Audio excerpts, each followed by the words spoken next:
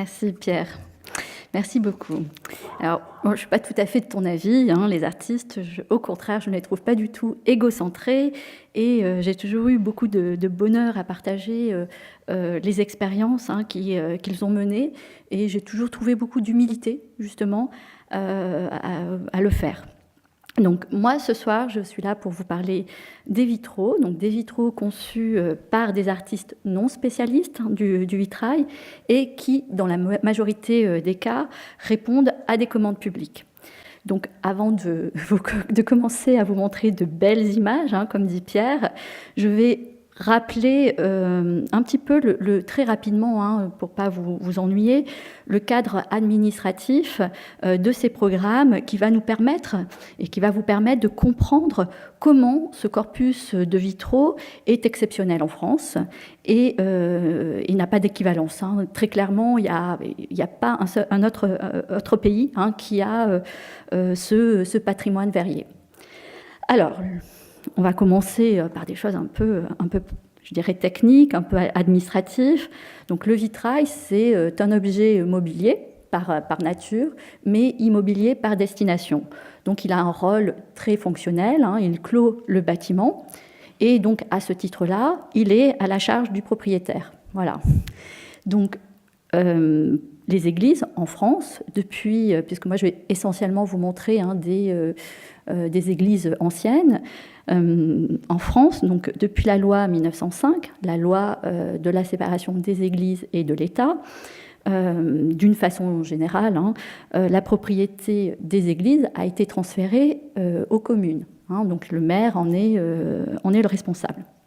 Puis, les cathédrales ont été transférées à l'État, à la propriété de l'État, qui, à travers son ministère de la Culture, et plus particulièrement du service des monuments historiques, hein, puisque ce sont des monuments classés, en ont la charge.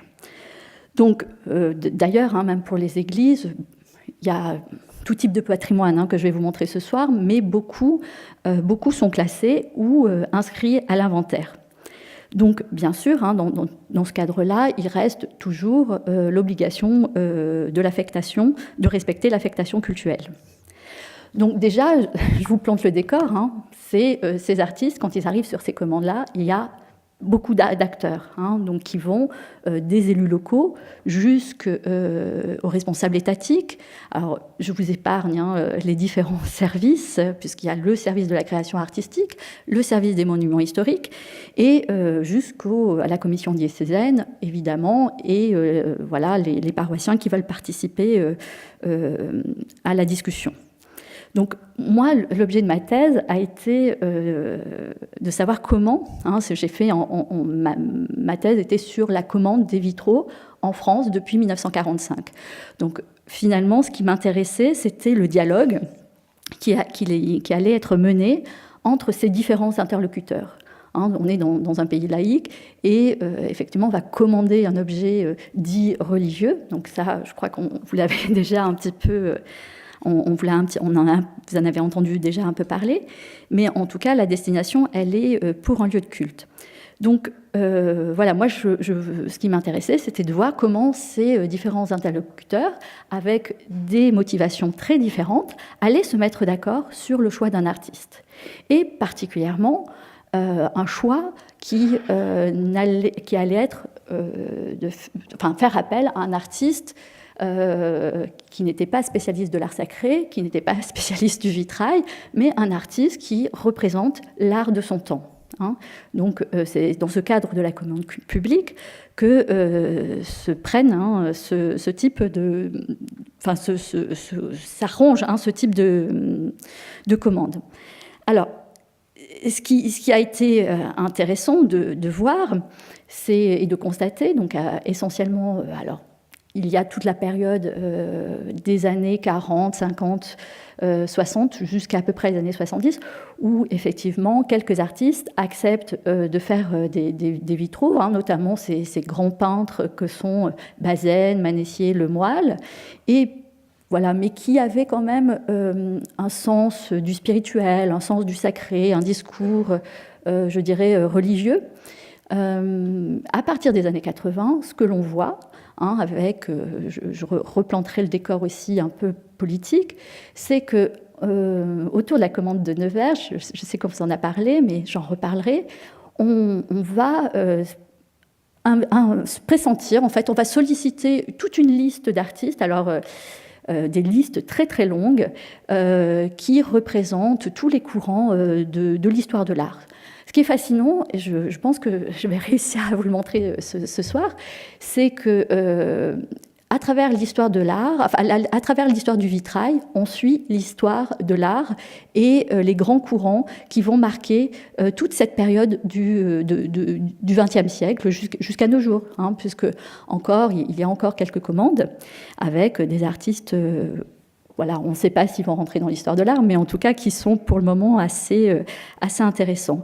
Et donc ces artistes, finalement, acceptent le défi de relever, de franchir le seuil de l'Église, mais aussi de réfléchir à un médium auquel ils n'ont jamais, avec lequel ils n'ont jamais travaillé. Et le vitrail implique forcément d'aller travailler avec un maître verrier, d'aller travailler en dehors de l'atelier. Donc on bouscule ses habitudes finalement. Et évidemment, dans les années 80, ça sera un petit peu différent les décennies précédentes, c'est que ces artistes-là, ils ont envie de sortir de l'atelier. Donc ça répond aussi beaucoup à ce qui se passe dans le monde de l'art finalement.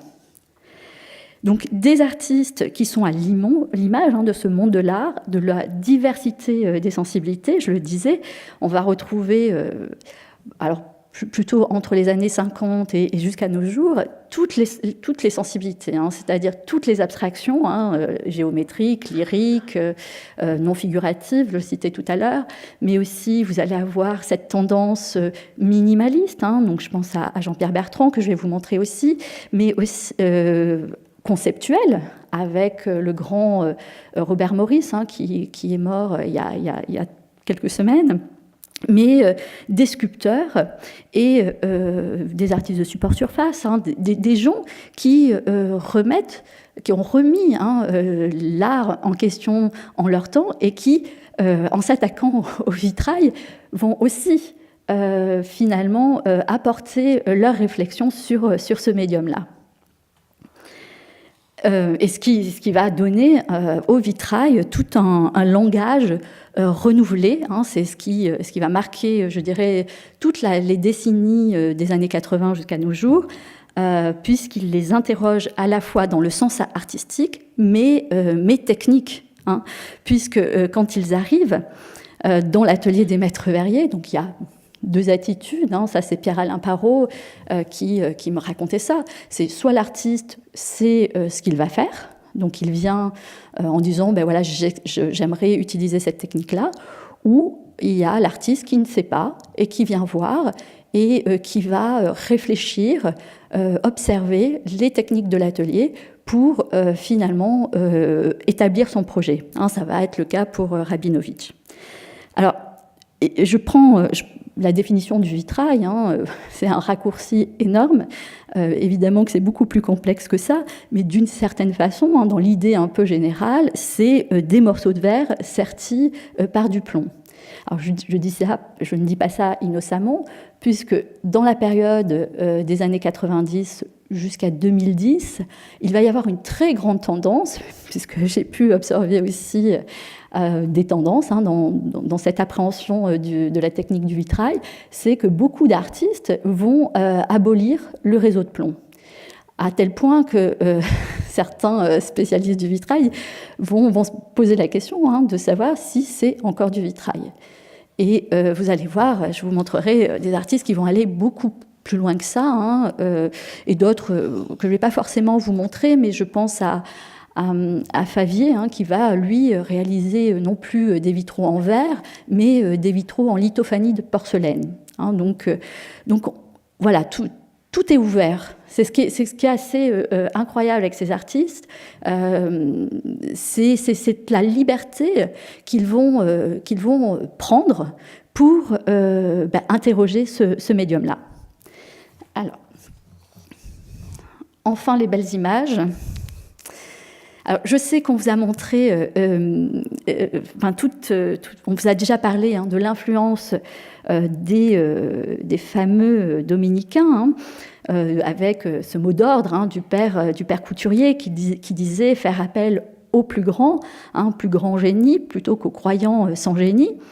Alors, pour ma partie, c'est assez important d'y revenir et vous allez comprendre pourquoi.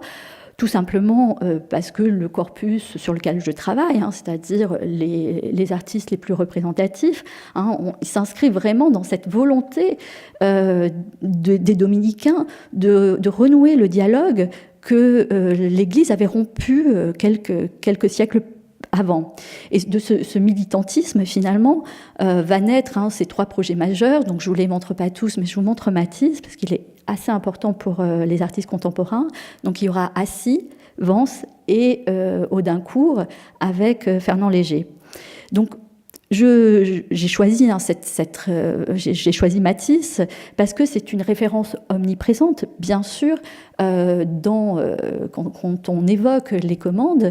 D'ailleurs, dans les années 80, quand on a tout ce foisonnement de projets qui arrivent, les références ce sont ces 3 petites églises toutes humbles, mais qui abritent des chefs-d'œuvre. Et les responsables culturels, d'ailleurs, pour lancer leurs grands projets, se réfèrent régulièrement aux dominicains et notamment à Couturier. Donc, Vence est aussi très important pour toute cette génération d'artistes d'après-guerre, évidemment, pour la peinture, et c'est incontestable, que ce soit en Europe ou l'influence qu'il va avoir chez les peintres américains. Et quand ces artistes-là vont être sollicités pour faire des vitraux. Alors certains, bien sûr, regardent les vitraux du Moyen-Âge. Ils vont aller à Chartres, ils vont regarder Chartres, ils vont regarder la Sainte-Chapelle. Chartres, dans les vitraux anciens, est sans doute la référence qui revient le plus souvent. Mais pour les références contemporaines, bien sûr, c'est Vence, c'est la chapelle de Matisse. Aujourd'hui, elle est très connue. À cette époque-là, pas trop. Il y a une période où on ne parlait pas beaucoup de la chapelle de Vence.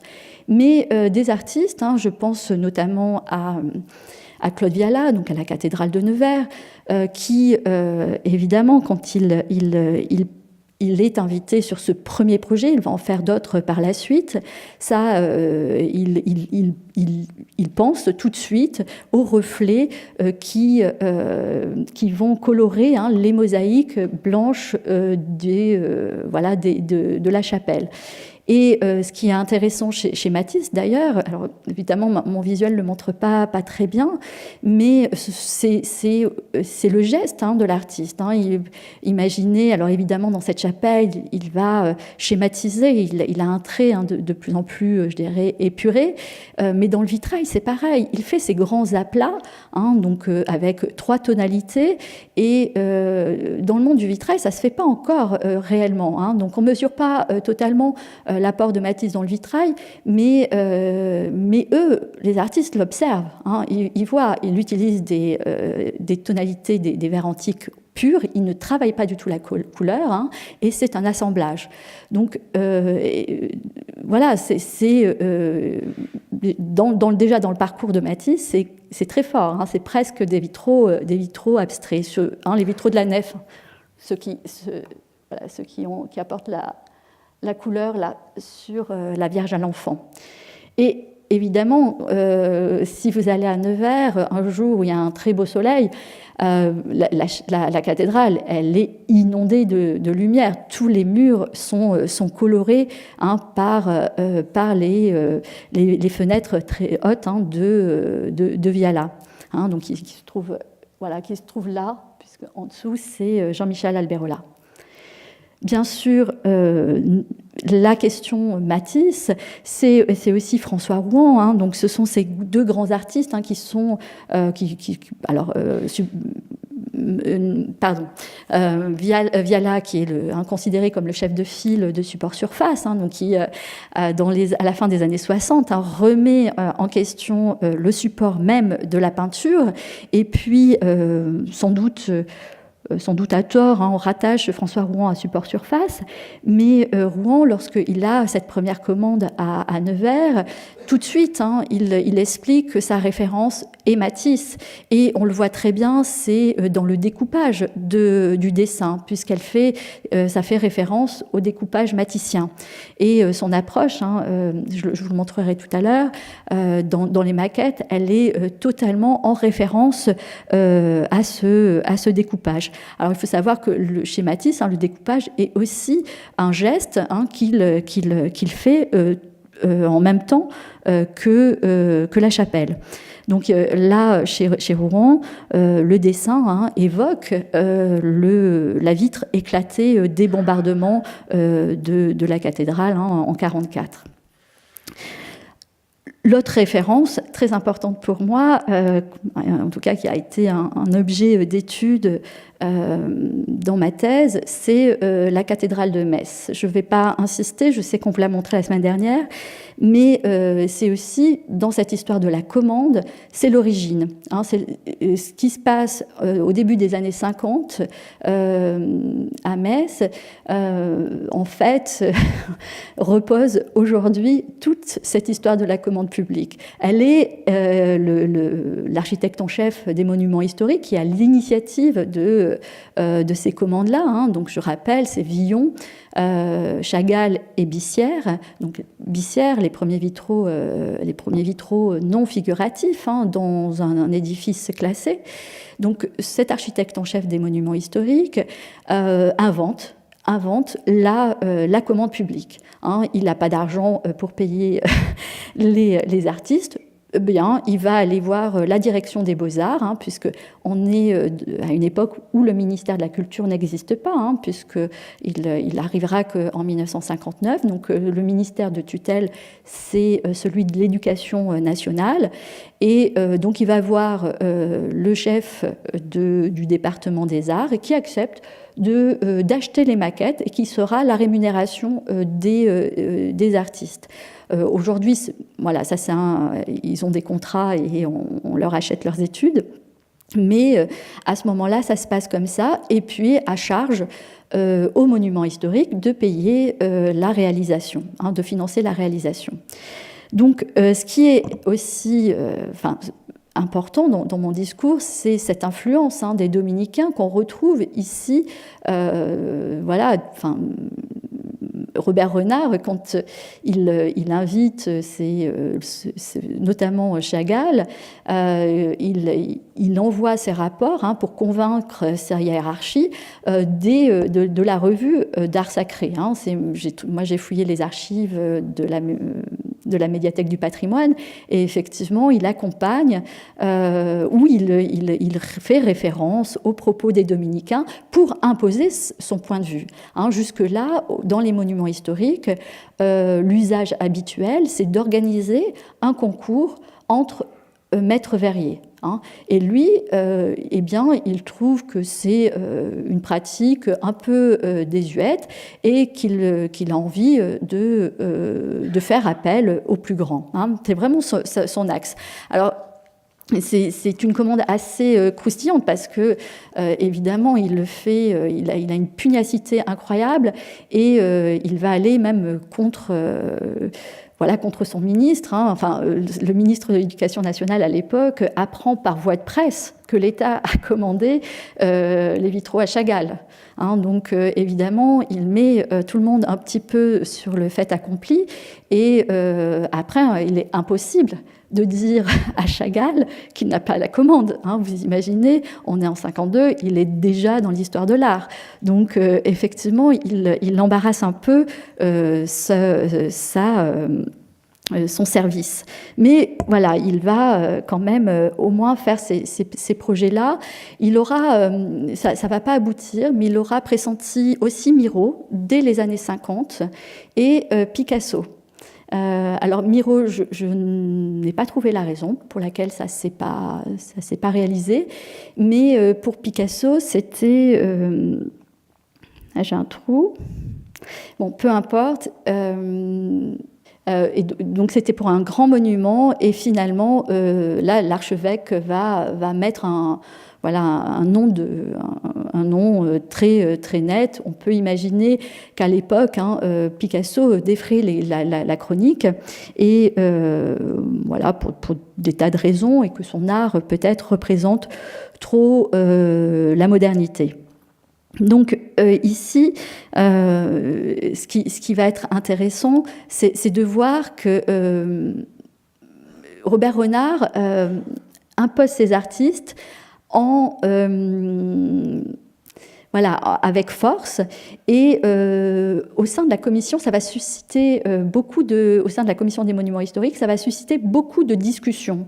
On va voir à travers les différents PV de réunions que j'ai pu lire, qu'il y a de vrais débats sur l'intégration de l'art moderne dans ces monuments historiques. Alors, très sincèrement, il y en a encore, mais les arguments ont peu évolué, du pour ou du contre. Il y a ceux qui trouvent que c'est très bien, ça répond à l'ère du temps, à l'art du temps, et puis d'autres trouvent que on doit respecter le monument dans son intégrité.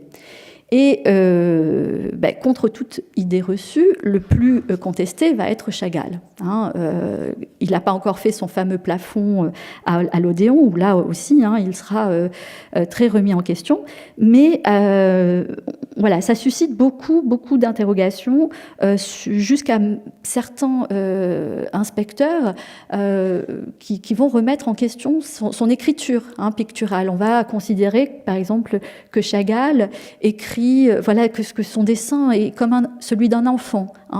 Alors, moi je ne suis pas tout à fait d'accord avec ça, c'est un univers très onirique, mais finalement cette empreinte, elle est, c'était en 52, vous voyez, là je vous mets l'article de Libération qui publie toute une page sur le vitrail qui a été cassé par quelqu'un qui voulait vider les troncs d'argent, et je trouvais que cette page dans Libération sur ce petit événement, c'est pas marquer le passage du vitrail comme un signe de patrimoine à part entière. Donc oui, alors effectivement il y a le timbre-poste où on voit aussi qu'aujourd'hui il faut un peu de temps, finalement pas tant que ça, puisque pour accepter cette écriture, cette empreinte tant discutée. C'est parce que je vous prépare pour la suite, pour les choses plus contemporaines. Donc ici, vous avez Chagall. Évidemment, à ce moment-là, à Metz, on va voir cette naissance de collaborations très fusionnelles d'artistes avec leur maître verrier. L'atelier Simon, qui se trouve à Reims, donc un vieil atelier, qui est à ce moment-là dirigé par un couple, Brigitte Simon et son mari Charles Marc, que vous voyez sur la photo, derrière Marc Chagall. Et finalement, ces duos, le duo, je le disais tout à l'heure, le verrier, il est très important pour les artistes. Il a besoin d'être en confiance, il a besoin d'avoir une oreille aussi qui va comprendre ses problèmes plastiques, ces problèmes techniques pour trouver des solutions à ces réponses artistiques. Donc effectivement, tous les projets que je vais vous montrer sont faits dans une relation de confiance, et à tel point que ça va générer, en tout cas pour les projets plus contemporains, des techniques de plus en plus élaborées. Ceci dit, Charles Marc est un technicien hors pair, puisque vous voyez que pour les vitraux de Chagall, alors j'ai mis ma lancette préférée, hein, donc avec Ève, Adam est ici, Ève est là, elle est en train de saisir, hein, vous voyez la pomme, et puis regardez ce corps, hein, qui devient tout rouge, donc là la honte est en train de monter sur elle, et évidemment ce petit espace rouge, on ne voit que ça, hein, parmi ce fond doré. Et donc Charles Marc, pour rendre ces effets de matière, hein, que l'on voit dans la peinture de Chagall, il va inventer ce qu'on appelle aujourd'hui, et qui sont très très utilisés dans les ateliers, les verres plaqués. Hein. C'est-à-dire que ce sont des verres antiques qui sont soufflés à la bouche et qui vont être mordus à l'acide. Hein. Donc il va travailler des dégradés comme ça, hein, pour retrouver cette matière assez jouissive, hein, de la peinture de Chagall. Villon, donc c'est lui, hein, le premier qui va poser ces vitraux, et Jacques Villon, en fait, appelé le couple, hein, ses traducteurs compréhensifs. Et évidemment, alors Jacques Villon est le frère, hein, de Marcel Duchamp, c'est son frère aîné. Il est très connu, hein, pour sa participation au cubisme et cette écriture, hein, très pyramidale, hein, donc issue de toute une lecture sur les théories de Léonard de Vinci. Et ce qui est intéressant ici, j'attire déjà votre attention, c'est de voir comment il construit ce dessin avec le plomb. C'est-à-dire que le plomb n'a plus seulement une fonction, un rôle fonctionnel, mais devient le trait du peintre. Hein. Et donc on voit bien comment ces artistes, hein, vont dépasser justement déjà tous les petits éléments techniques, s'approprier le vocable du vitrail, hein, pour s'exprimer. Hein, donc on voit les petites, tout ce travail. Hein. Alors, j'ai pas mis de détails, je sais que vous l'avez vu, mais voilà, ces formes pyramidales, hein, qui sont reprises par le plomb et qui consistent donc à redessiner le dessin, à dessiner le dessin. Je le disais, je le disais tout à l'heure, Roger Bissière. Donc ça, ce sont deux très beaux vitraux qui marquent aussi une étape très importante dans l'art du vitrail, dans son histoire. Ce sont, hein, donc les premiers vitraux non figuratifs dans un édifice classé. Et Roger Bissière a été le professeur, hein, de Jean Lemoyle et d'Alfred Manessier, donc ces grands artistes, hein, qui vont faire beaucoup de vitraux après.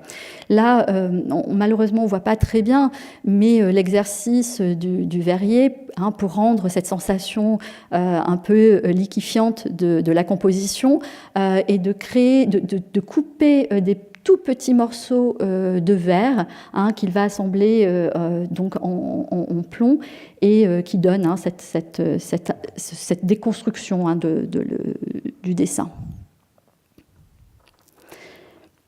Alors, toutes les approches préparatoires vont être déjà bouleversées à mesure des projets. Je l'ai déjà dit tout à l'heure, hein, mais chaque projet devient unique dans l'art du vitrail.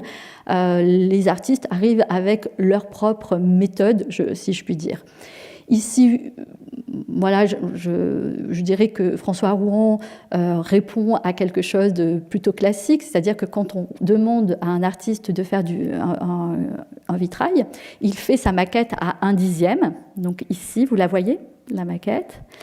Donc, on est dans l'atelier Simon, et c'est au maître verrier de la traduire à échelle. Hein. Donc on voit tous les gabarits, hein, qui vont être tracés, tous les morceaux de verre également. Hein, on voit le réseau de plomb qui est en train de se dessiner. Et donc la maquette que vous voyez là à côté, donc voilà, je sais pas, voilà, je vous ai mis.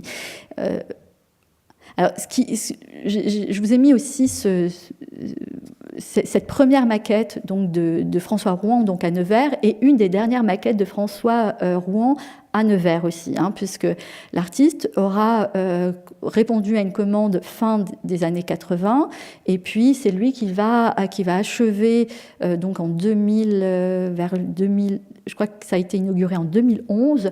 Oui, en 2010, il pose ses derniers vitraux.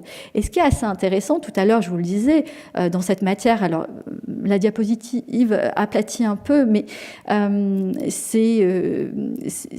voilà, c'est ce travail de peintre. Donc, il fait ses premières maquettes. Je faisais référence tout à l'heure au collage maticien. Donc, tout ce découpage et cette peinture qu'il applique, voilà, dans son geste d'artiste. On voit bien le geste. Que c'est une maquette de peintre, qu'il ne prend pas en considération ni le réseau de plomb, bien sûr un peu la forme architecturale, mais on voit bien la différence avec cette deuxième maquette, donc il y a presque 20 ans qui se sont passés, et François Rouan a fait plusieurs commandes entre-temps, peut-être 5-6, et on voit un homme un artiste qui connaît le vitrail, qui en connaît aussi maintenant tous les côtés techniques, et qui va, dès sa maquette, les intégrer.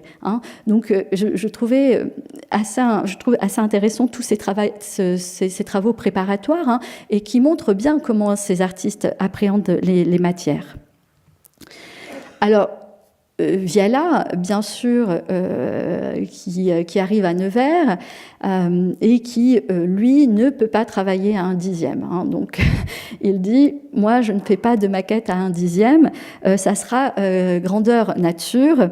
Donc, Viala, donc, qui lui-même se qualifie d'artisan de l'art. Donc, il y a ce rapport très... oui, à l'artisanat, il va à l'atelier à heures régulières, en fait, toute sa journée est remplie par certaines habitudes. Et là, vous voyez donc la maquette qui est exposée au couvent de la Tourette, donc au couvent de Le Corbusier, où j'ai fait un co-commissariat avec le frère dominicain Marc Chauveau. Donc c'était à l'automne dernier, et où on a présenté plusieurs projets que je vais vous montrer là. Donc et là je parle du point de vue de la commissaire de l'exposition. Évidemment, quand on a ce type d'œuvre à accrocher, il y a il faut avoir de la place déjà, et ça nécessite aussi beaucoup de technicité. Donc, ce qui est intéressant, c'est de voir que l'artiste, même s'il fait un vitrail, n'en accepte pas les règles d'une certaine manière, mais tout simplement parce que Viala, il le dit lui-même, il veut tout contrôler. Donc, la grandeur nature, l'aspect grandeur nature, lui permet, en tout cas, de tout contrôler. Alors, celui qui va sans doute modifier les habitudes du monde du vitrail, c'est Pierre Soulages. Là, donc vous voyez Pierre Soulages en train de tenir un morceau de verre. Donc c'est son verre, c'est le verre qu'il a recherché pour faire son projet à Conques. Donc il explique que les premières réunions en commission des monuments historiques va se faire avec un seul morceau de verre. Il ne présente aucune maquette, puisque toute sa recherche réside dans un verre qu'il veut translucide et non transparent, assez proche de l'albâtre. Et parce que il veut fermer l'espace, il ne veut pas qu'on voit de l'intérieur à l'extérieur et vice versa. Donc évidemment, ça a dérouté, quelques habitudes. Ça va devenir presque habituel justement par la suite. Donc ici, vous le voyez quand même chez Jean-Dominique Fleury, avec qui il a travaillé, réalisé les vitraux, où sur ces grandes maquettes, lui aussi a travaillé à échelle. La plupart du temps, ils vont dessiner donc les plombs. avec, donc là vous avez ce qu'on appelle les barlotières, qui divisent de façon horizontale les panneaux, qui permettent de les tenir d'ailleurs, et avec des scotch. Donc ils font le dessin sous la directive de soulage que vous voyez là. Et d'ailleurs, donc là vous avez une maquette et la réalisation en verre. D'ailleurs, ce qui est le plus fascinant dans ces projets, c'est de voir ce que ces artistes apportent au vitrail avec leur sensibilité, leur écriture et cette fascination qu'ils ont du matériau. Ils en ressortent pas indemnes, ça c'est sûr. D'abord parce que ça implique pour eux, la plupart, ça implique beaucoup de travail. Ils abandonnent un petit peu le travail d'atelier. Soulage lui-même, alors, ce serait à vérifier, mais il dit qu'il ne peint pas pendant 2 ans. Donc voilà, ils sont entièrement consacrés à la tâche. Alors j'aurais peut-être pas le temps d'insister sur ce point pour chaque artiste, mais voilà, le vitrail va, pour certains, je pense notamment à Jean-Marc Serino, c'est un artiste dont je suis le travail depuis toujours en fait, et lui va donc là effectivement j'ai eu la chance d'assister à la réalisation des vitraux. Donc parfois je suis invitée même à la pose, donc ça c'est plutôt bien dans mon travail. Et donc là, on est dans l'atelier des maîtres verriers et l'artiste qui utilise la sérigraphie sur verre. Donc on est en train ils sont en train de couler la matière pour imprimer le dessin sur le verre. Et donc, ce qui est intéressant aussi, c'est que l'artiste ne donne plus une maquette et la laisse traduire par le maître verrier et viendra sur place voir le résultat final. Non, les artistes, et c'est pour ça que ça leur prend du temps, qu'ils sont plus à l'atelier en train de travailler, c'est qu'ils sont, qu'ils sont chez les maîtres verriers, très très impliqués dans la réalisation de leurs œuvres. Ça implique aussi pour les maîtres verriers de faire des fours. Là, vous voyez, ils sont en train de cuire justement un grand panneau sans plomb. Donc, ça nécessite des grands fours pour cuire ces grandes plaques. Mais aussi, selon certaines techniques, on va, l'atelier se transforme en véritable centre d'expérimentation. Et il est pas rare aussi, ça va être le cas pour Parrot, pour le projet de Gérard Collin-Thibault, de faire appel à d'autres, à des techniques en dehors, là notamment pour imprimer des images numériques sur le verre. Donc Pierre-Alain Parrot a dû extérioriser ce savoir-faire donc dans une usine, donc dans un des pays de l'Est, et mélanger différentes techniques. Juste, je reviens sur Jean-Marc Serino, simplement, je vous montre ces panneaux. Alors ça, c'est effectivement des images un peu rares, parce que là, on voit que les artistes réalisent toujours de verre. Donc, je vous montrerai tout à l'heure le projet, au cas où ça se casserait. Il ne faut pas oublier que le vitrail est aussi c'est fragile. Et aujourd'hui, l'artiste qui faisait des peintures en acoustique. Aujourd'hui, le peintre Jean-Marc Serino ne produit que des peintures sur verre. Donc, on voit, il a eu plusieurs projets de vitraux et effectivement, la présence du verre est très actuelle. Alors, l'art du vitrail, cet atout patrimonial, donc patrimoine en devenir, moi j'en suis convaincue. De toute façon, je vous ai montré Chagall tout à l'heure, très, très décrié et qui finalement aujourd'hui devient patrimoine au même titre qu'une sculpture. Alors, 2 commandes vont être à l'origine de ce foisonnement artistique dont j'arrête pas de vous parler tout à l'heure, et que je vais vous montrer tout à l'heure. On est au début des années 80. On va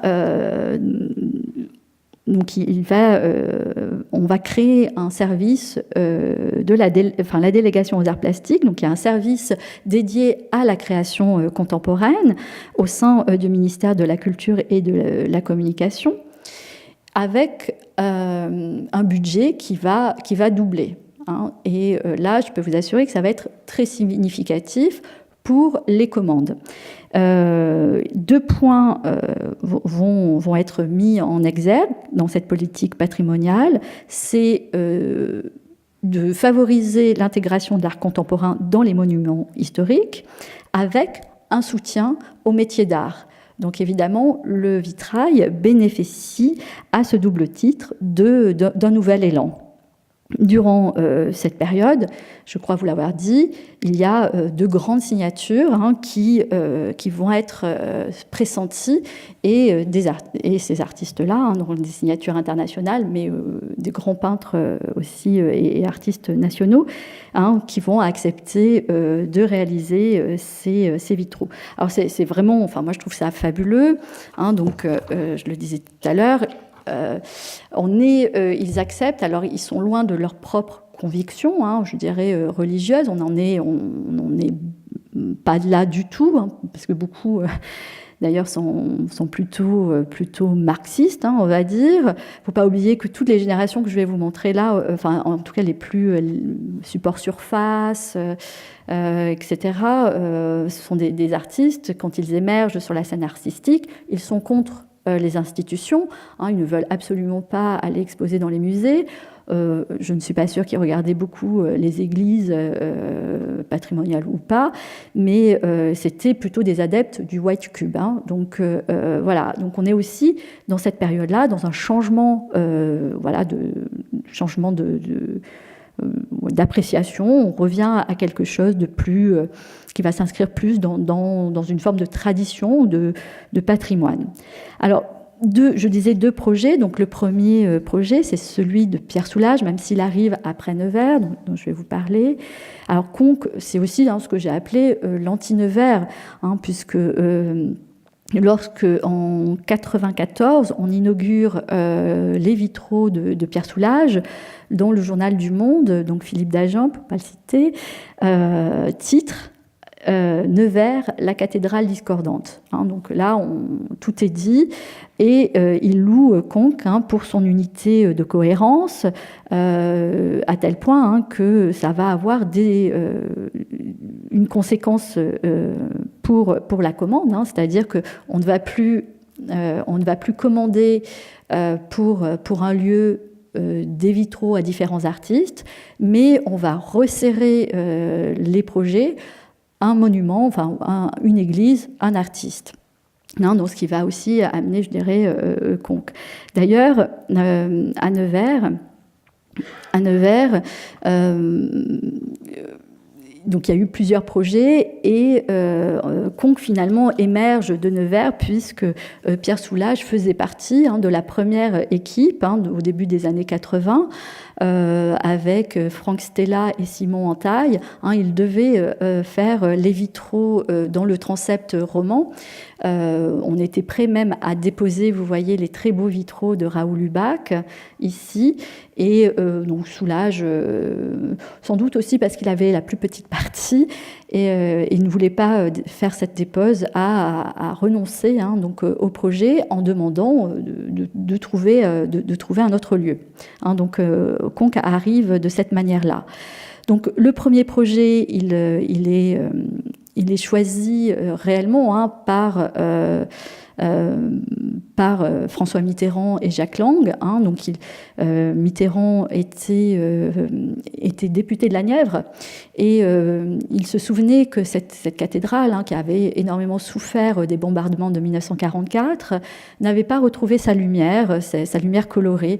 Et effectivement, depuis les années 60, beaucoup de projets se sont présentés, mais n'ont jamais abouti. Nevers, on pourrait en parler pendant 2 heures. C'est tellement passionnant, puisque le premier projet aurait dû être confié à Bazaine et Manessier, et effectivement, les artistes vont pas aller jusqu'au bout. Ils vont se récuser. Donc on arrive aux années 80 et donc cette commande devient une priorité. Mais il faut que les vitraux soient posés dans un temps assez rapidement. Donc Simon Antaille et Franck Stella se passionnent pour ce projet, essentiellement, surtout Simon Antaille, à tel point qu'ils engagent des recherches techniques très compliquées et qui prennent beaucoup de temps. Donc on va mettre fin à la commande. Hein. Donc ce qui va vexer profondément Simon Antaille, hein, et il aura il va se retirer un petit peu du monde artistique suite à ça. Donc un nouveau projet avec une consultation énorme. Les listes, je n'ai pas le souvenir, mais on pouvait retrouver sur certaines listes une centaine d'artistes qui étaient pressentis. Donc tout ça, sur ces listes-là, je dirais, il y a 90% qui acceptent, qui sont d'accord. Donc ça aussi, c'est une révélation. C'est-à-dire qu'on se rend compte qu'il n'y a pas du tout d'hostilité, ni à répondre à une commande dans une église, ni à faire du vitrail. Donc de là, toutes les possibilités vont être ouvertes et beaucoup de projets vont suivre. Alors Nevers, évidemment, 9 artistes vont être sollicités, dont 5 Américains, et puis un Allemand, Markus Lüpers. Et ces artistes-là vont pour différentes raisons abandonner le projet et on va finalement se retrouver avec Alberola, Rouen, Honegger et Viala, avec l'intervention dans les années 70 de Raoul Lubac. Donc, évidemment, ce qu'on reproche à Nevers, c'est ces écritures très différentes. Donc je crois qu'on vous l'a montré, donc je ne reviens pas là-dessus. Je voudrais juste montrer Jean-Michel Alberola, parce que Jean-Michel Alberola, il va passer 20 ans dans la cathédrale. Il fait ses premiers vitraux, il commence à les poser, je pense, 89-90, dans le transept roman. Et puis, quand Markus Lüpers est éliminé du projet, on lui demande de faire toute la partie gothique, le chœur gothique. Donc, il accepte et il propose, là, je vous montre les vitraux du chœur, donc le fameux couronnement de la Vierge. Donc, on est en 2000. Il va poser des vitraux, je crois, jusqu'en 2010. Voilà, avec Rouen, c'est vraiment les 2 derniers. Sauf que Alberola, il passe un temps plus certain. Et ce qui est intéressant, c'est qu'il est dans l'atelier des Duchemin, donc un grand atelier parisien, et les Duchemin racontent que Jean-Michel Alberola, qui n'aime pas beaucoup se montrer en public, se rend à l'atelier tous les dimanches, souvent les dimanches, quand il n'y a personne, quand l'atelier est vide, et il regarde les projets de restauration et aussi les projets, même si les verriers n'aiment pas trop montrer ce qu'ils font avec d'autres artistes contemporains, mais il regarde. Et à ce moment-là, dans cette période-là, il y a un artiste qui est venu voir les Duchemin, c'est David Rabinovich, qui est un sculpteur canadien qui vit à New York, et qui a un projet que je vais vous montrer avec ce qu'on appelle des cives. Et évidemment, donc, il voit apparaître tout ce travail de cive dans l'atelier, et évidemment, il va s'approprier aussi. Donc, la cive, c'est ça, c'est des disques de verre soufflés à la bouche. Et ce que je trouvais intéressant, c'est de voir que dans ce couronnement de la Vierge, cette cive, donc cet élément de verre devient aussi l'évocation du Saint-Esprit. Donc ici vous avez la Vierge, qui avec ses 2 mains, qui est face de profil, on voit la tête de Jésus-Christ, donc avec son nimbe. De part et d'autre, vous avez les 2 mains de Dieu le Père, et évidemment le Saint-Esprit qui tombe là, qui n'est pas dessiné, mais qui descend là. Et je trouvais que Jean-Michel Alberola est un artiste qui utilise la figuration il dit qu'il est catholique, mais qu'il est catholique comme Pasolini, hein, et donc il a ce rapport à l'image qui est un rapport d'image de citation, c'est-à-dire que ce que vous voyez là existe dans des vitraux, dans d'autres vitraux anciens. Hein. Il a utilisé un ouvrage, hein, l'ouvrage du vitrail gothique et vitrail roman de Grodecki, et il utilise, hein, il s'approprie ces figurations, hein, pour renouveler finalement son travail. Mais il met aussi à son service, au service de son langage, les éléments du vitrail, hein, donc comme cette cive. Mais regardez cette façon qu'il a de rythmer cette composition par ces petits cabochons. Hein. Donc les cabochons, ce sont des petits éléments de verre qu'on utilise beaucoup en restauration, et hein, notamment les restaurations dans le vitrail civil. Donc on voit aussi, hein, comment ces artistes, tout simplement, hein, par leur promenade, par leur observation, hein, s'approprient tout cela. Donc Nevers, qui aujourd'hui est un peu mieux accepté. Hein. Moi, quand j'ai commencé à faire mes études, voilà, on critiquait très fortement Nevers. Aujourd'hui, la réception est beaucoup plus, voilà, plus soft, je dirais. Mais pour ces artistes, d'autres projets, alors là je citerai seulement Claude Viala, mais François Rouen et Gottfried Honegger aussi vont faire d'autres vitraux. Jean-Michel Alberola va se présenter à d'autres concours, mais il ne les gagnera pas. Mais là, ce qui est particulièrement intéressant, c'est de voir Claude Viala qui, dans la foulée de Nevers, accepte un nouveau projet qui est toute une église à Aigues-Mortes, donc proche de chez lui. Il est nîmois, hein, donc une grande figure de l'art, hein, c'est une figure importante à Nîmes. Hein, c'est lui qui va fonder l'école, hein, l'école des Beaux-Arts. Il en sera pendant très longtemps le directeur. Il est à l'origine de beaucoup d'initiatives artistiques, hein, dans sa ville. Donc, à Aigues-Mortes, ce qui est intéressant, c'est de voir que évidemment, son approche, son langage artistique, je dirais, n'évolue pas. Hein. Lui, il imprime toujours, hein, ces formes, hein, qui lui permettent justement de ne pas avoir la préoccupation du sujet. Hein. C'est ce qu'il évacue.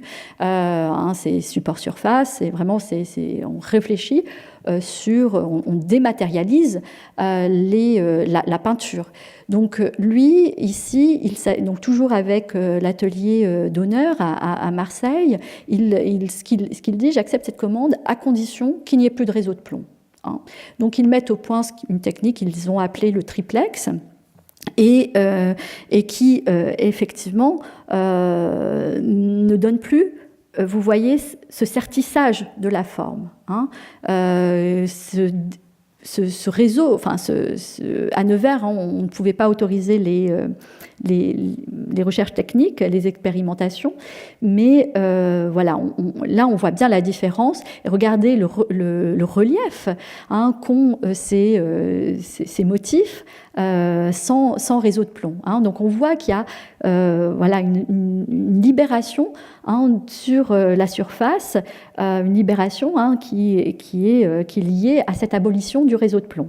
Donc on garde encore quelques vergettes, hein, pour justement maintenir le verre. Et puis ici vous voyez, hein, quelques voilà, c'est soit du thermoformage, pardon, voilà, pour tenir, hein, les plaques de verre. Donc, voilà, ici on voit bien aussi tout le travail avec ces trois verres, hein, qui sont superposés, et on voit aussi tout ce travail, hein, de l'acide qui voilà, la couleur qui est mordue. Alors, donc, beaucoup de projets. Là, pour moi, c'était l'enfer du choix. Hein. J'ai fait qu'une sélection sur le nombre, hein, de projets qui va avoir lieu sur l'ensemble du territoire français. Et voilà, après, ce sont des choix, je dirais, objectifs, non objectifs. Ce sont des choix, voilà, qui a Jean-Pierre Bertrand, effectivement, c'est un artiste avec lequel j'ai fait plusieurs expositions. C'est un artiste que je trouvais particulièrement intéressant. Ses vitraux sont assez peu connus.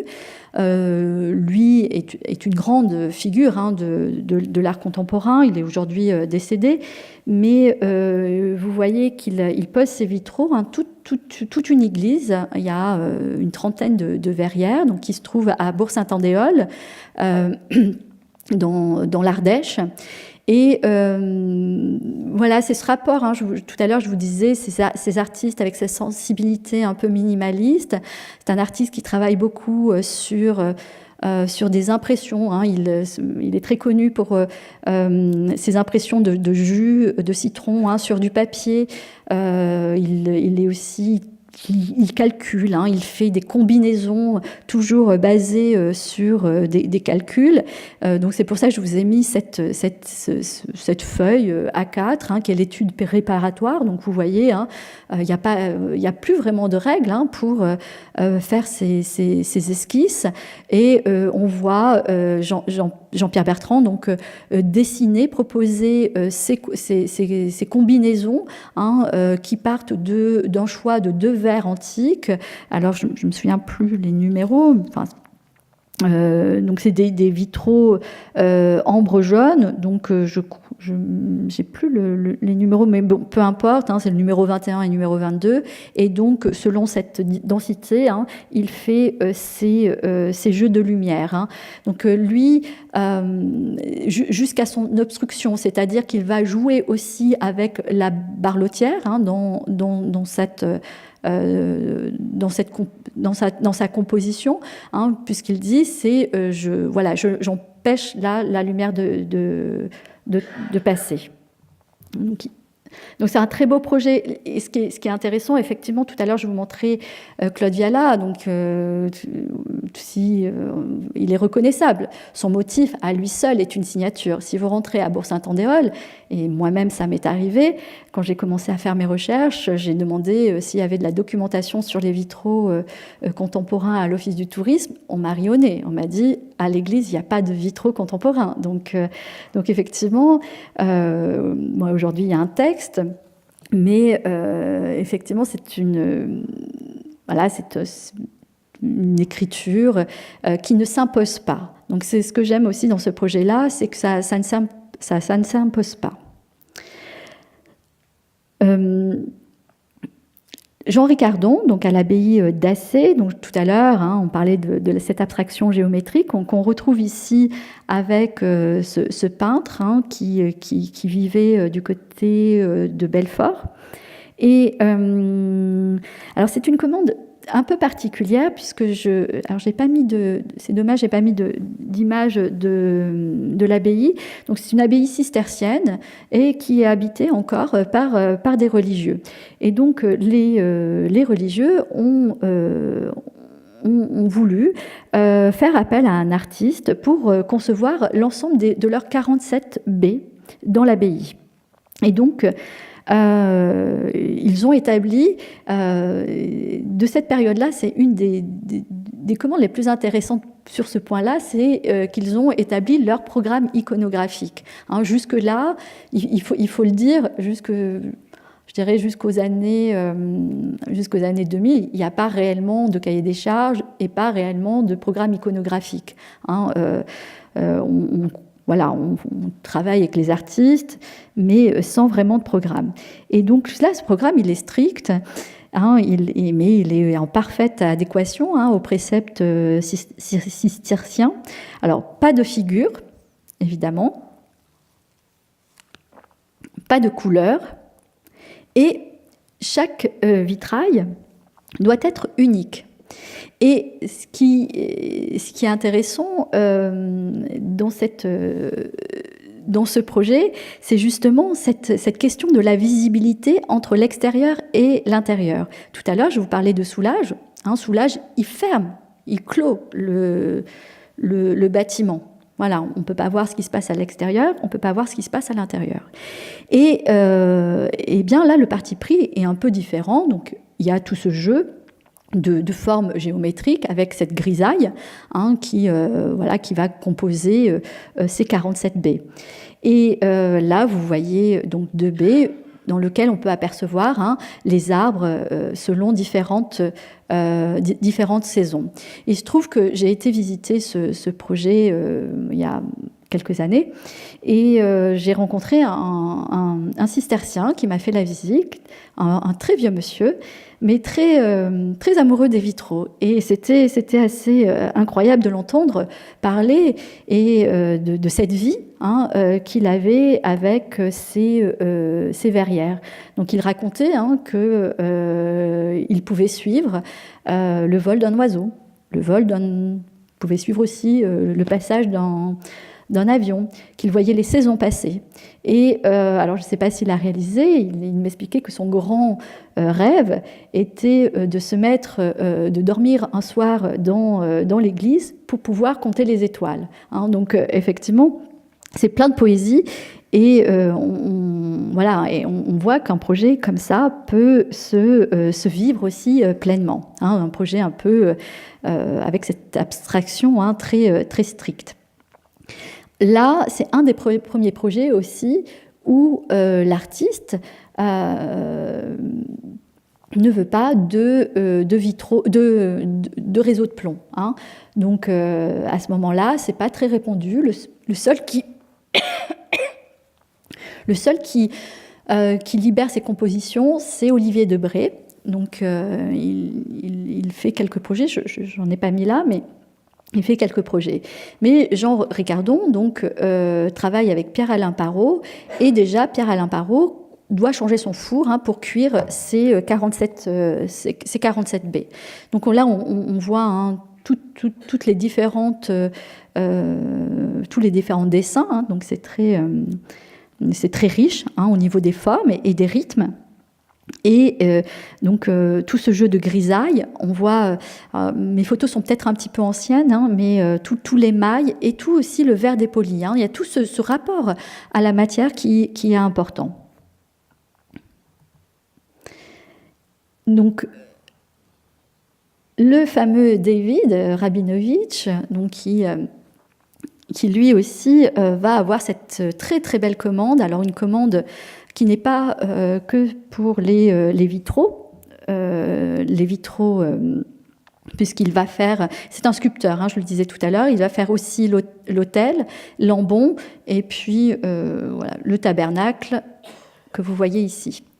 Et une tapisserie. Mais ce qui est intéressant dans ce projet, c'est de voir que le style, le geste qui est très minimal et qui ne ressemble à rien d'autres qu'on ait vu jusque-là. Donc vous voyez ces cives, c'est lui, il va à l'atelier des Duchemin et il expose son projet. Donc il fait des grandes sculptures rondes, toujours très influencées par l'architecture romane. Donc il a tout ce travail-là. Et donc il explique un peu ce travail et Gilles Rousseval lui parle des cives et finalement il part de l'atelier avec une cive. Et quelques jours plus tard, il reviendra à l'atelier en disant on va construire le projet autour de la cive. Donc ce sont des cives. Alors là, vous voyez dans le chœur, évidemment, il y a toute une lecture aussi symbolique, le Père, le Fils et le Saint-Esprit. Mais on ne voit pas très bien sur cette photo, mais il y a des couleurs. Donc il y a le violet qui fait référence à la lavande, puisqu'on est à Digne-les-Bains, le soleil, et puis le vert, donc à tout l'environnement naturel. Donc les artistes vont souvent vont s'employer à avoir double lecture de leur travail. Donc vous voyez bien cette façon que vont avoir les verriers pour construire ces œuvres-là, faire flotter ces cives au centre de la composition. Alors là, je ne vais pas rentrer dans les détails techniques, c'est très compliqué. Mais cette cive ici qui est retravaillée dans la forme de la mandorle, donc qui aussi là va marquer l'espace sacré. et le fameux tabernacle. Donc il a fait également des inscriptions au sol. Tout à l'heure, je l'ai cité, c'est Robert Morris, donc grand artiste américain, un des chefs de file de l'art conceptuel et enfin de l'art minimaliste et conceptuel. Et en 2002, on lui commande des vitraux à la cathédrale de Maguelone. Donc voilà, il fallait quand même que je vous montre le site. C'est un lieu tout à fait magique. Donc cette cathédrale romane où il n'y a pas eu de vitraux avant, il n'y en avait jamais eu. Donc il est aussi un peu libéré du poids d'une histoire éventuelle. Et évidemment, tout son projet va être en référence à cet environnement autour de l'eau. Donc, puisque là, vous voyez, il s'agit du caillou tombé dans l'eau et les ondes qui vont dessiner l'ondulation de l'eau. Et donc, ces verres, alors là, vous voyez qu'il n'y a toujours pas de réseau de plomb, c'est thermocollé.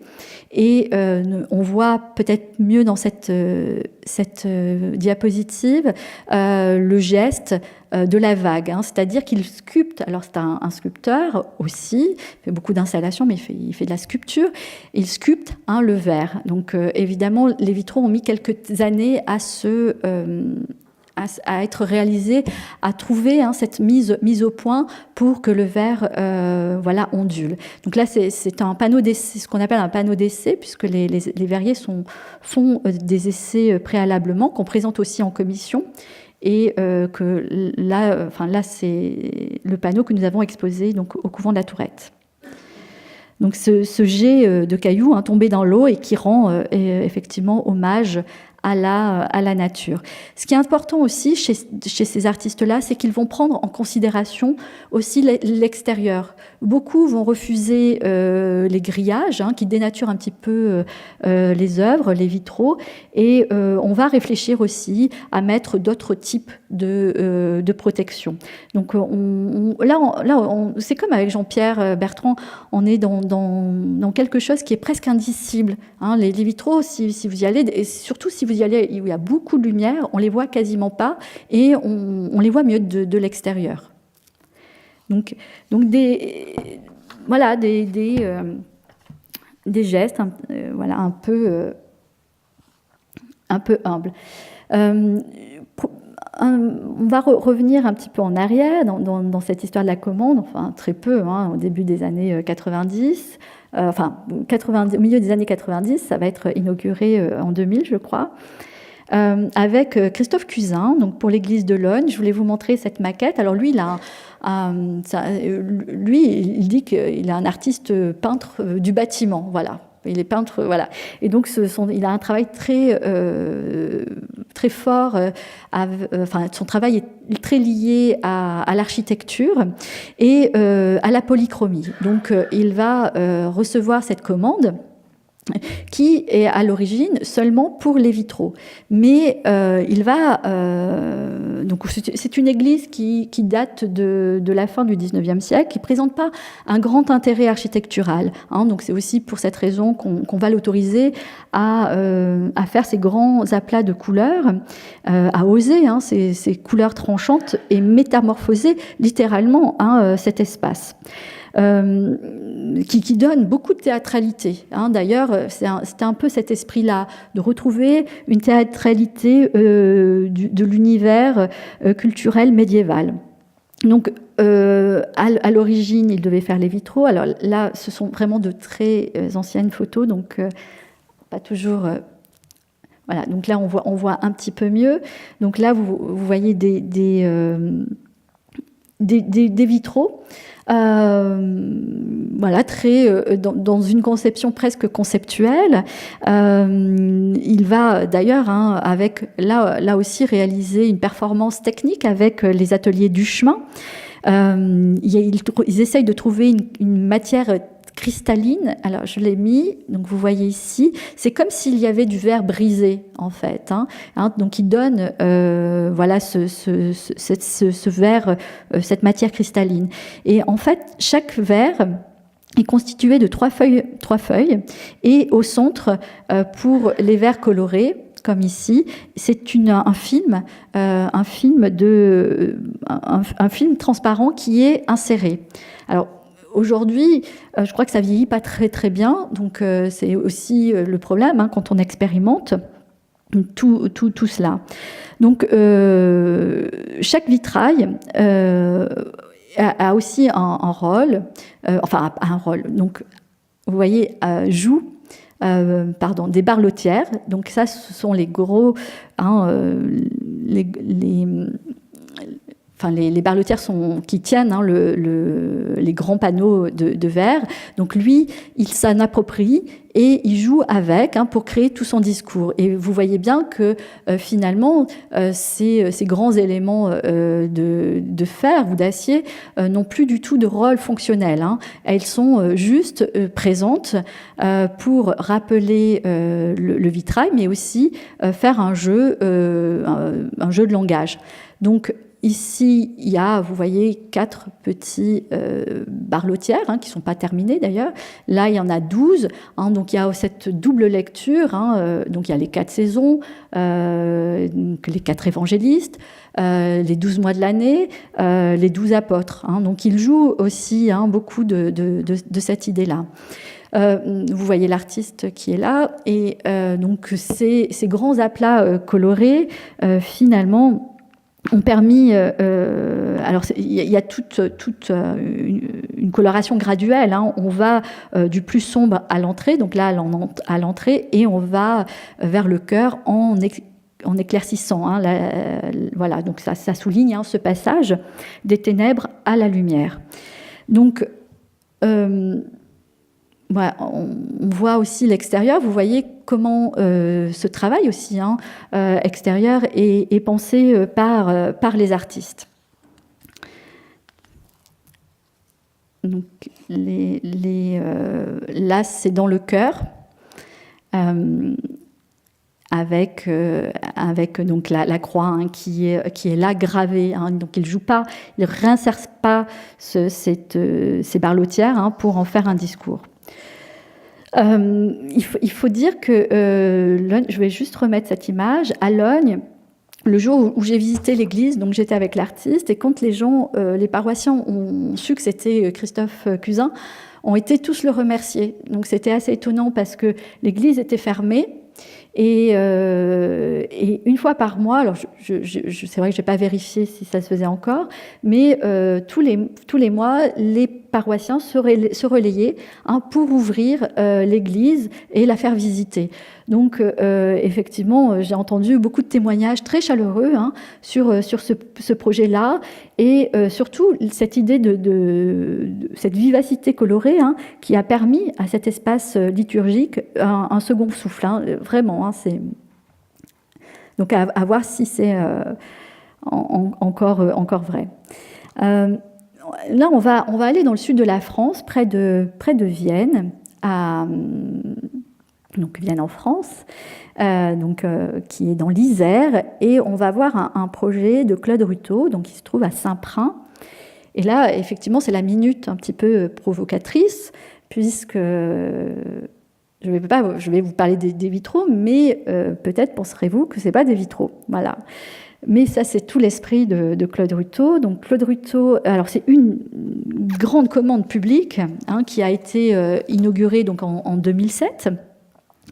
Pour la première fois, un artiste va aménager l'intérieur d'une église, mais aussi l'extérieur de l'église. Hein. Donc, avec un mobilier urbain, donc, il prend possession littéralement de cette église qui n'a pas beaucoup d'intérêt, mais qui compte. Alors Saint-Prin, c'est une histoire très particulière. Saint-Prin, il y a 1400 habitants, et je vais mettre à l'intérieur. Donc là, c'est le projet de Claude Ruteau, vous donner un avant-goût. Et puis je dois avoir, une image qui bouge, mais vue avant et après. Donc voilà, donc avant et après. Donc l'ambition des maires, lorsqu'ils vont trouver le conseiller aux arts plastiques de la DRAC Rhône-Alpes. C'est juste pour avoir des sous pour repeindre leur église, hein, éventuellement pour changer 1 ou 2 vitraux. Et quand Alain Reyrat voit l'église, il dit non, on va faire une commande publique, on va faire venir un artiste. Et on va faire venir Claude Ruteau. Alors, vous imaginez, et ce qui est fabuleux, c'est un projet que je connais bien. Voilà, que je connais bien Claude Ruteau. Je l'ai exposé plusieurs fois. Et Claude Ruteau, c'est un artiste, alors à tort, mais c'est comme ça qu'on le définit, qui est un artiste conceptuel. Alors je dis à tort parce que lui, il dit qu'il est peintre. Mais il n'a pas tout à fait tort. Mais au lieu de la faire, sa peinture, il l'écrit. Il écrit sa peinture. Donc tout le projet de Saint-Prin est un projet, toutes les esquisses préparatoires, c'est un projet écrit. Et cette peinture, donc il a inventé ce qu'on appelle les définitions méthodes, donc qui consiste, la première définition méthode, c'est de peindre un tableau de la même couleur que le mur sur lequel il est accroché. Donc il va vers le monochrome. Tout son travail aussi est autour de la question de l'image. Donc c'est un défi pour lui. Accepter une église catholique avec autant d'images, c'est un défi. Et c'est un défi aussi pour le maire en place, et puis l'ancien maire aussi qui l'accompagnait, d'accepter un artiste comme Claude Ruteau. Et d'ailleurs, moi j'avais organisé plusieurs colloques avec eux, et très sincèrement, il disait, nous, on a vu débarquer Claude Ruteau, mais on ne comprenait rien, puisque tout son travail, ce sont des livres, et c'est que de l'écriture. Donc c'était... Mais ils ont fait confiance à l'artiste. L'artiste a mené son projet en y allant régulièrement, en organisant des réunions avec les paroissiens, mais aussi les habitants. Et donc, le projet s'est évidemment construit à partir du travail de Claude Ruteau, à partir de ses définitions méthodes, puisqu'il y en a presque 600 aujourd'hui. Donc, il décline ce travail des définitions méthodes, mais en prenant aussi en compte un certain nombre de choses des habitants. Puisque dans le travail de Claude Ruteau, il y a ce qu'on appelle un preneur en charge, et le preneur en charge, effectivement, ce sont les gens qui s'occupent de cette église. Donc il a, vous voyez, rendu cet espace complètement lumineux, puisque si vous y allez, c'est une vraie surprise. Quand on rentre, on est ébloui par le calme de l'espace, on est ébloui par la couleur et effectivement par cette espèce d'ambiance de recueillement. Et pour ce qui concerne les vitraux, puisqu'il s'agit de mon intervention, il choisit de mettre des stores colorés amovibles. Lui, il dit que c'est des vitraux. Donc voilà, c'est une conception, mais en tout cas, il travaille la lumière, que ce soit à travers un vitrail fait de plomb ou de verre, il apporte de la lumière à travers ces stores. Donc il y a c'est clôturé par des parois blanches, et ces stores apportent ces couleurs. Donc on les voit là. Donc on voit aussi, peut-être j'ai d'autres images, voilà, donc les stores. Voilà, ça c'est les dessins préparatoires de Claude Ruteau, où il écrit effectivement son travail. Et donc la lumière qui arrive par...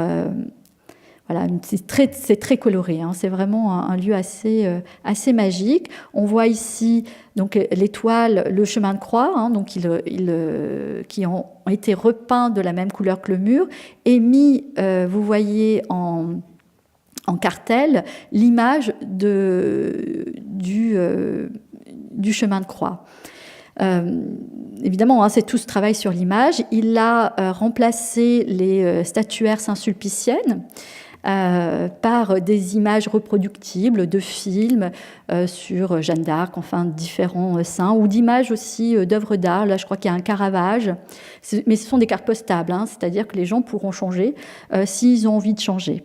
Il a repeint couleur terre, c'est la terre de Saint-Prin. Il a demandé aux gens, enfin lui, il ne choisit pas les couleurs, donc il demande aux preneurs en charge de le faire. Et puis symboliquement, ils ont pris la terre de Saint-Prin. La statuaire Saint-Sulpicien, rien n'a été enlevé. hein, rien n'a été enlevé. La statuaire Saint-Sulpicienne, alors oui, ça a causé quelques grincements de dents, hein, je crois parfois encore. On voit quelques têtes qui sont sorties de leur voile, mais cette statuaire toujours présente, mais qui est, vous voyez, sous ses draps, posée sous ses draps, et qu'il empile comme ça, hein, donc sur le mur du fond. La statuaire du 18e, vous voyez, bois doré. Donc là, il la met derrière l'autel, donc dans cet espace de conversation, hein, où on prépare les baptêmes ou le catéchisme, et il met, hein, donc les enfants au cœur de la Sainte Famille. Évidemment, il a toute une réflexion autour de Malevich, et donc on retrouve là, dans cette écriture-là, dans cette écriture de la croix, hein, très minimaliste, très géométrique. Donc l'espace extérieur avec la marelle qui est aussi un de ses motifs récurrents dans son travail, et où il va créer un espèce de cours d'eau, hein, qui vient de l'extérieur et qui va rentrer à l'intérieur pour tomber dans les fonds baptismaux creusés, hein. Donc là, ça par contre, c'est une création. Et effectivement, un des prêtres disait: on n'a jamais eu autant de demandes de baptême, hein. Et de mariage aussi. Alors, effectivement, c'est assez étonnant, hein. Je disais tout à l'heure, 1400 habitants. Claude Ruthot est un des artistes français. Il est aussi connu que Daniel Buren, hein, donc, enfin, peut-être un peu moins, mais un peu moins du grand public. Mais c'est un artiste très important. Il est défendu, enfin, il est dans toutes les collections publiques, hein, notamment au MAMCO, donc, qui se trouve à Genève. Et régulièrement, vous avez des cas de collectionneurs d'art contemporain ou d'amoureux d'art contemporain qui débarquent à Saint-Prin. Donc c'est assez étonnant, et là on voit bien que c'est peut-être le Vence, hein, de Claude Ruthot. Alors il y retourne, hein, régulièrement, hein, pour voir comment vieillissent les choses, parce que voilà, il y a beaucoup d'humidité, et donc il surveille. Alors effectivement, toute cette réflexion sur le 19e, hein, chez Claude Ruthot, hein, qui consiste à supprimer ces images-là, eh bien, il y a un projet qui va prendre le parti inverse. Et c'est pour montrer, hein, combien, finalement, l'art contemporain, hein, propose plusieurs lectures, hein, et qu'elles ont les deux, enfin en tout cas celle d'Ottoniel aussi a tout son sens. Ruthot, je trouve qu'elle a tout son sens aussi. Donc ça, c'est un projet qui a été récemment inauguré, donc qui se trouve dans la cathédrale d'Angoulême. C'est un espace, c'est 3 salles qui ont été aménagées par Jean-Michel Ottoniel. Alors Jean-Michel Ottoniel, qui vient de rentrer à l'Académie des Beaux-Arts, donc alors, voilà, la salle des merveilles, hein, donc juste pour vous donner un avant-goût, je vais y revenir. Alors c'est aussi, hein, c'est tout un cheminement, hein, que nous propose l'artiste, hein, pour arriver à cette salle-là, et je dois dire que c'est assez convaincant, hein, c'est assez beau. C'est pas forcément ma sensibilité, mais c'est assez beau. Donc Ottoniel, juste pour vous montrer cette image, hein, de la station du métro Palais Royal, hein, qui a été inaugurée en 2000 et qui va vraiment le faire connaître, hein, dans le monde entier. Hein, c'est lui qui a fait cette fontaine, cette très belle fontaine au château de Versailles, hein, et qui travaille le verre de Murano. Le verre est dans sa réflexion depuis un certain nombre d'années. Et voilà. Donc lui, son parti pris, c'est d'affirmer justement l'esprit du 19e siècle. Et dans cette cathédrale, hein, qui a été rénovée, hein, dans un esprit néo-roman, on a essayé de retrouver l'esprit, hein, de Paul Abadie, donc, qui avait fait rénover, hein, cette église. Jean-Michel Ottoniel ils vont créer, hein, 3 salles, dont je le disais tout à l'heure, dans la cathédrale, qui va s'appeler le Trésor. Donc il y a le lapidaire, pardon, alors oui, moi je vais un peu vite, mais Jean-Michel, oui, je reviens, excusez-moi.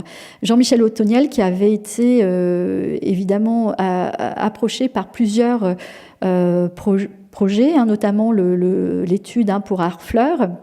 Donc voilà, donc il n'a pas gagné le concours. Il va réaliser 2 petits vitraux qui se trouvent à Actes Sud à Arles. Donc en 2003, donc vous voyez la boule de verre, hein, qui vient se greffer sur le vitrail. Et puis il y a cette très très belle croix. Alors c'était un peu symbolique parce que l'église a été restaurée par Ando, hein, donc au château Lacoste, donc qui est voilà, un grand parc où on présente des architectures contemporaines et des artistes contemporains. Donc voilà, là je trouvais que en tout cas cet espace est assez réussi. Donc Donc le lapidaire, donc on commence par cette salle où vous voyez une statue, hein, qui est posée sur ces perles argentées, hein, de Soufflet et de Murano, derrière un grand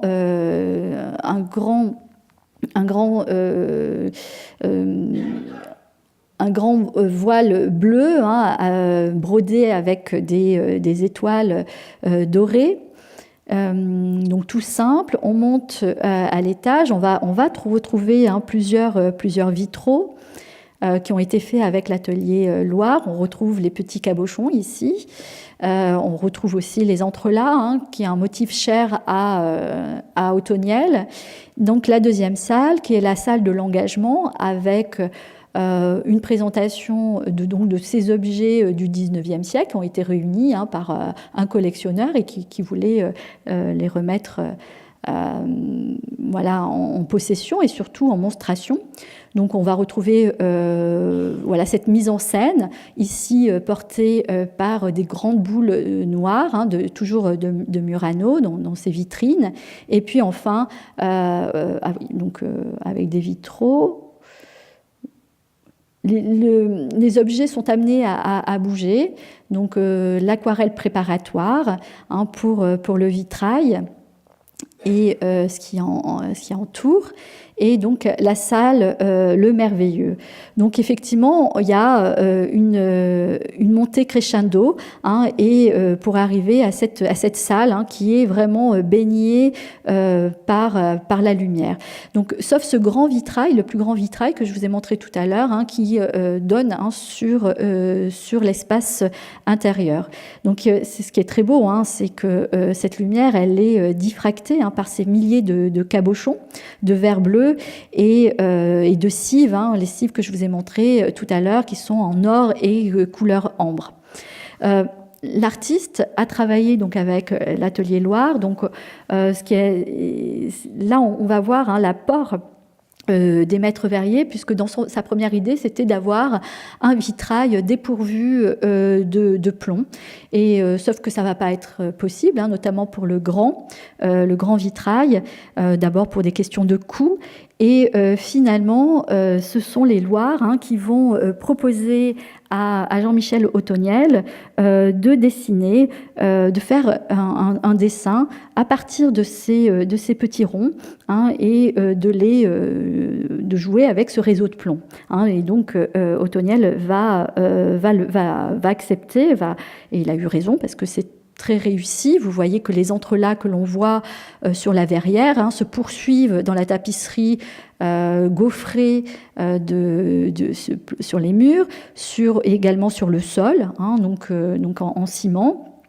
Et donc il y a tout ce jeu, hein, tout ce motif abstrait, hein, qui fait comme si on était entouré par la matière.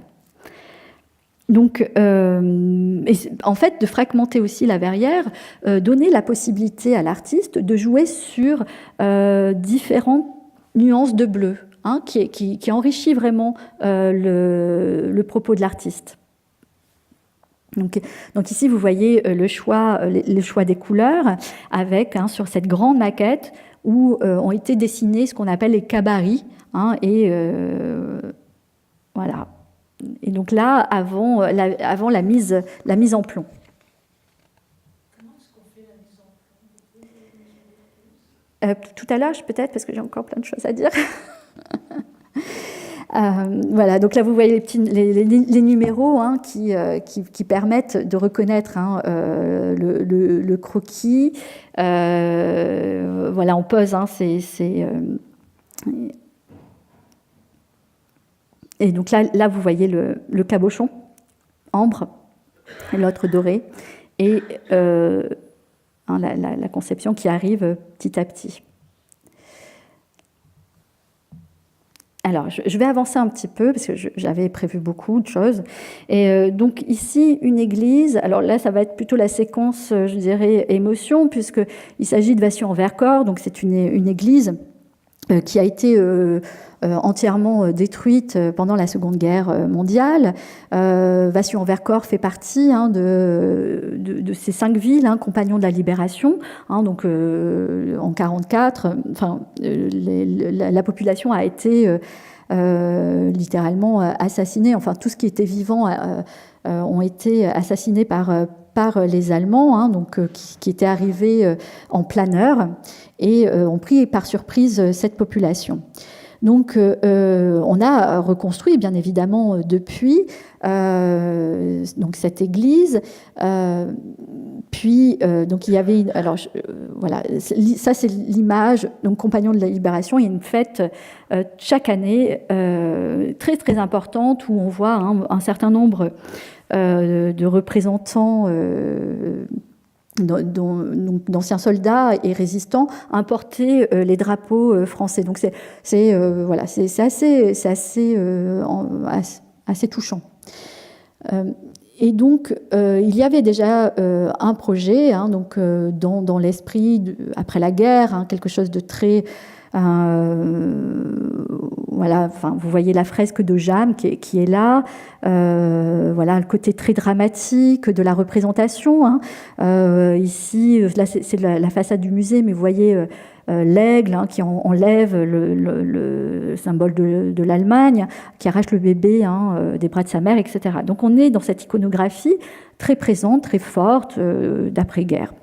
Et effectivement, pour des questions d'humidité, la fresque de Jam tend à disparaître. Donc, l'architecte en chef, l'architecte hein, qui est chargé de la rénovation, va solliciter 2 artistes. Donc, Carmelo Zagari, qui va faire ce grand retable sur le thème aussi du couronnement de la Vierge, et Jean-Marc Serino, qui va faire 2 vitraux qu'on ne voit pas, mais ça c'est normal, je vous les ai montrés tout à l'heure dans le four. Donc ils seront placés là et il va faire effectivement aussi l'autel. Donc cette commande, évidemment, il s'agit de montrer, d'être là, c'est témoigné, hein, disait, ce sont des propositions qui sont ouvertes sur le XXIe siècle, hein, c'est-à-dire que les artistes n'ont pas repris hein, cette dimension dramatique, et au contraire, on va voir avec Carmelo Zagari hein, cette Vierge. Alors, ce qui peut un petit peu interpeller, c'est cette façon très contemporaine hein, des personnages. Et vous voyez le symbole du Christ ici, avec sous cette forme du cerf qui est plutôt rare, hein, donc avec ces cornes hein, qui fleurissent, hein, donc qui symbolisent aussi la Renaissance, le patou hein, qui est là, qui est le veilleur, cette marelle qui est à la fois le jeu de l'enfant, mais c'est aussi, ça évoque hein, la forme du planeur, hein, par qui le massacre finalement va arriver. Et puis regardez la figure hein, du Christ à différents stades, hein, qui va aller jusqu'à la mort. Alors, ça sont des images de gens, hein, de résistants qui ont été tués de cette manière-là. Donc, il y a dans cette image-là beaucoup de choses, hein, à la fois très contemporaines, axées sur, vous voyez qu'il y a des squelettes, ce sont les Allemands, hein, sont eux, enfin l'ennemi qui est symbolisé par des squelettes, on ne le désigne plus réellement. Et puis, vous voyez, de part et d'autre, donc ces figures blanches, 2 témoins C'est comme ça qu'ils s'appellent, ces deux personnages rencontrés par Jean-Marc Serino. Ils sont venus d'ailleurs, l'un de Turquie, l'autre d'Amérique latine. Et évidemment, ce sont des personnages comme vous et moi, ce sont des portraits, mais c'est comme des veilleurs sur cette mémoire à évidemment l'actualité, hein, nous oblige à penser que tout est fragile, hein, dans ce monde, et que même ce qui est il n'y a pas si loin que ça, peut finir par être oublié.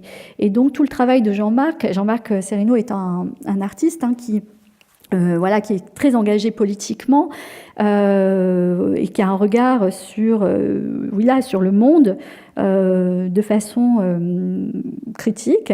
Et voilà, donc là, ces simples personnes, alors là, parfois on ne les voit pas parce que pour lui, tout est une question de posture. Il y a la posture du regard, ne voit que ceux qui ont envie de voir, donc hein, le flux du personnage, si on a envie de le voir, si on fait l'effort de le voir, on va le voir. Et puis c'est la posture aussi intellectuelle, hein, c'est ce qu'on va aussi chercher à comprendre derrière ce personnage.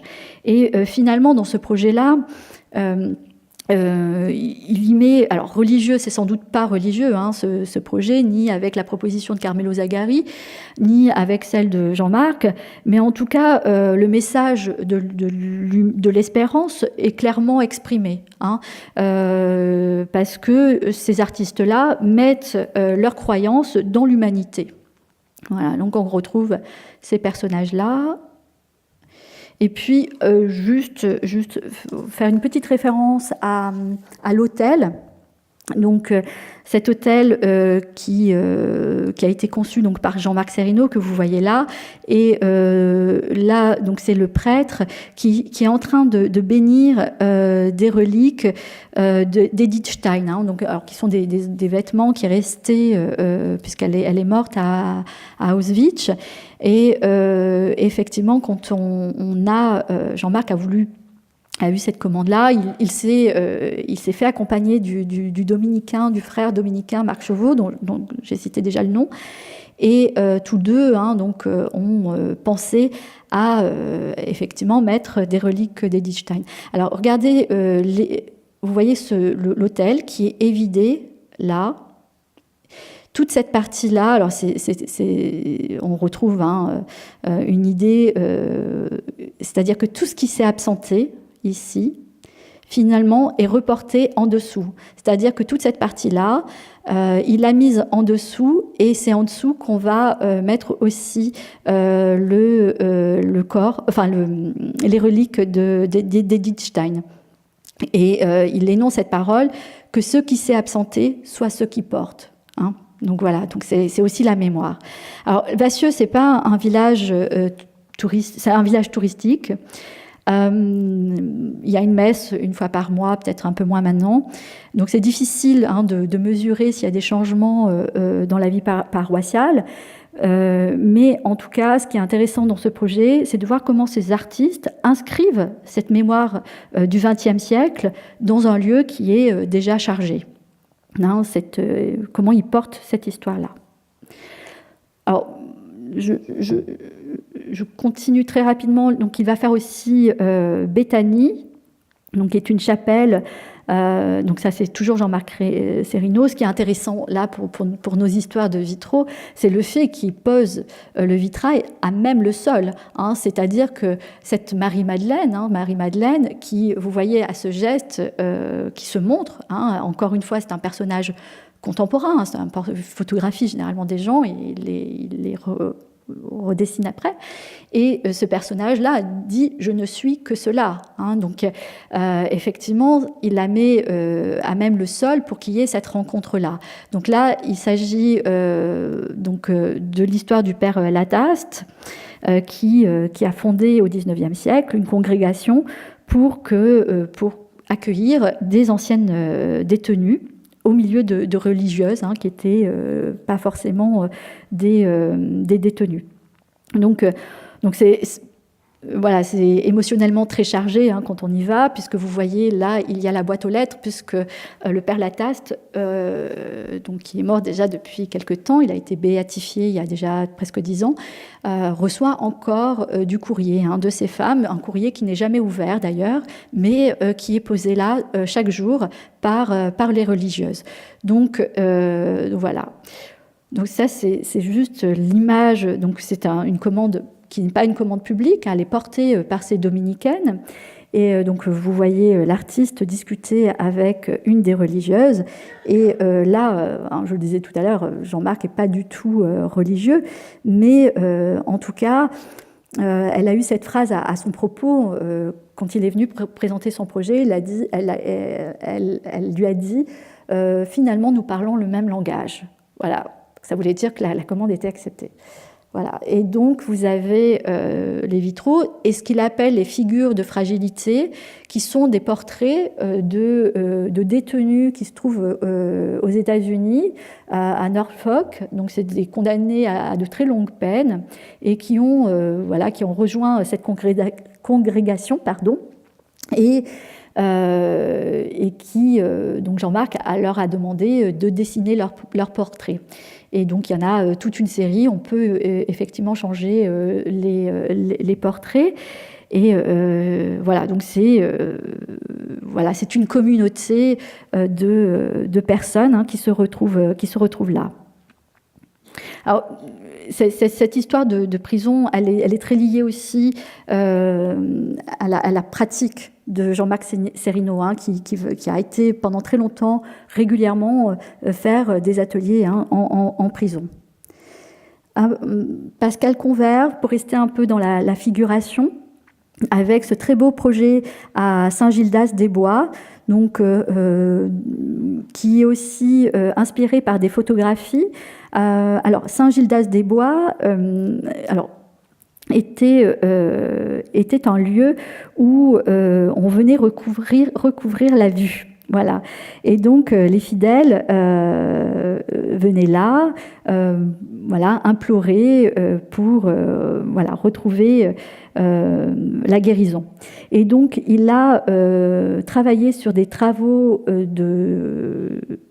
d'un chercheur, et surtout des enfants, où vous voyez ces portraits, alors qu'ils sont presque gravés. Alors, c'est assez intéressant ce projet-là techniquement, parce que c'est un relief qui est fait avec de la dalle de cristal, et donc qui donne cette dimension aussi très sculpturale à ces verrières qui sont monolithes. Donc là, on voit derrière, et donc ce sont des enfants. Donc des photos du 19e siècle, il reprend à son compte. Il va surtout retravailler, redessiner les mains et les visages, auxquels il ferme les yeux d'ailleurs. Alors, Gérard Collin-Thibault, qui a été lauréat de 2 projets, donc à Cahors et à Tours, donc à quelques mois d'intervalle, ce qui n'est jamais arrivé. C'est pas, dans les commandes publiques, on ne privilégie pas le fait qu'un artiste puisse faire des ensembles aussi importants en peu de temps. Là, on voit qu'il y a un programme iconographique qui va être déterminé à Tours et pas à Cahors. Alors, à Tours, donc là, vous voyez, ce sont des travaux préparatoires, donc des simulations. Donc, on voit aussi comment aussi les nouvelles technologies arrivent dans les dessins préparatoires chez les artistes. Et évidemment, tout ce rapport à la figure qui est omniprésent. Tout à l'heure, je parlais de Jean-Michel Alberola, qui citait des figures de vitraux anciens qu'il trouvait dans des livres. Le principe de citation est très répandu dans l'art contemporain. Beaucoup d'artistes se réapproprient des formes, des figures. Et lui, il va faire un petit peu ça. D'abord parce que c'est un travail, il a tout un travail sur l'image. Et il va juxtaposer, si vous voulez, soit des images issues de films, là on voit son petit garçon, par exemple, de photos personnelles. Donc il y a toute cette utilisation de la photo numérique que vous voyez là dans le bâtiment qui est réintégré avec tout un travail sur la citation, comment il brouille aussi ces citations et ces figures. À Tours, je passe un petit peu rapidement. À Tours, évidemment, le contexte architectural est un petit peu différent. Alors, je n'ai pas vu ce projet-là, mais de ce que je vois en image, évidemment, ça doit être très difficile de voir les vitraux. Il a surtout concentré son regard sur ce qui s'est passé autour de la cathédrale en photographiant les personnes qui passaient, qui vivaient, finalement, qui avaient un quotidien autour du bâtiment. Et donc, ces personnes-là, vous voyez, elles se retrouvent comme une longue fresque sur les vitraux. Alors, ils sont posés, ils sont très très hauts, donc je ne mesure pas si c'est bien lisible ou pas, en fait. Donc là, sont les photos que m'a gentiment donné l'artiste. Donc, effectivement, là, on doit être à hauteur dans le triforium, je pense.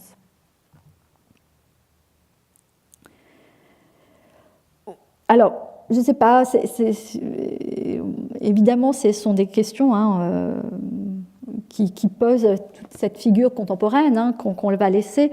Voilà, moi, j'ai pas, pour ce projet-là, je n'ai pas forcément beaucoup d'intérêt, mais voilà, mais ça existe.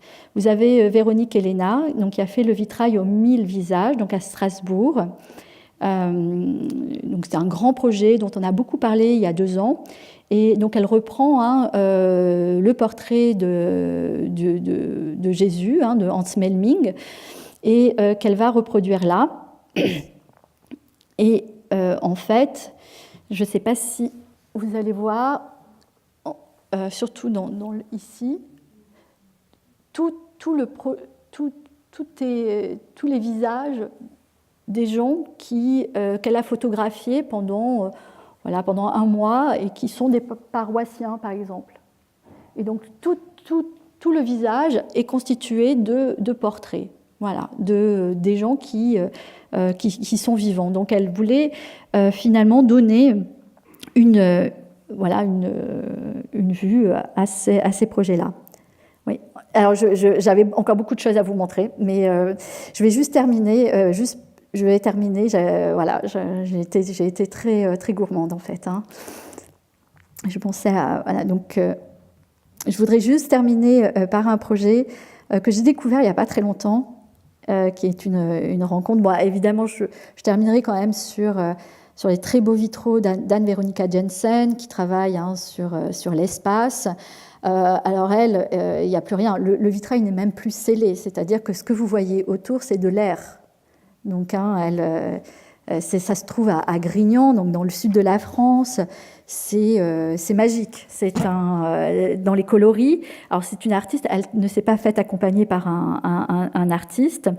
Mais je voudrais juste citer Dagen qui dit Jensen, Anne-Veronica Jensen, réalise là l'un des rêves de Matisse et de Rothko, peindre dans l'air avec des couleurs immatérielles et néanmoins très fortes. Et effectivement, quand on va à Grignan, on éprouve totalement ce projet-là.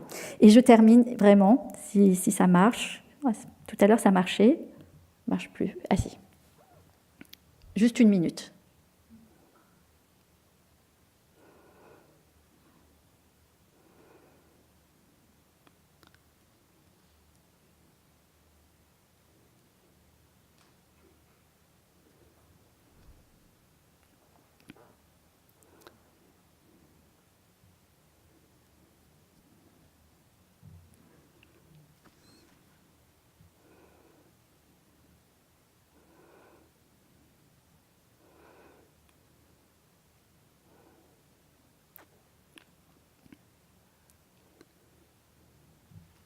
Donc, c'est un projet de Laurent Grasso qui se trouve au couvent des Jacobins à Rennes et qui a été inauguré en 2018.